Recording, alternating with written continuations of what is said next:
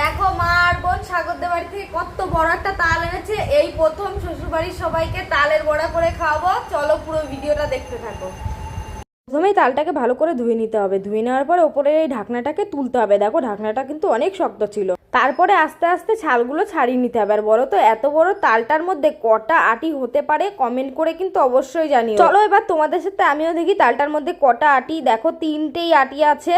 আর আমি তো ভাবছিলাম এটার মধ্যে হয়তো অনেকগুলো আটি থাকবে। তারপরে সবগুলো ছাড়িয়ে নেওয়ার পরে এরকম আটিগুলোকে ভালো করে চটকে নিতে হবে যাতে তালটা বাইরে বেরিয়ে আসে। তারপরে তালটাকে এরকম একটা ছাঁকনি দিয়ে ছেঁকে নিতে হবে।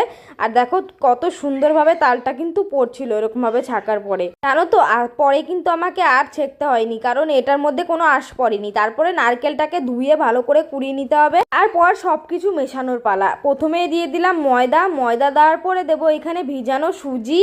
ভালো করে চিপে দিয়ে দেবো। তোমরা কি দেখছো? আমার পাপা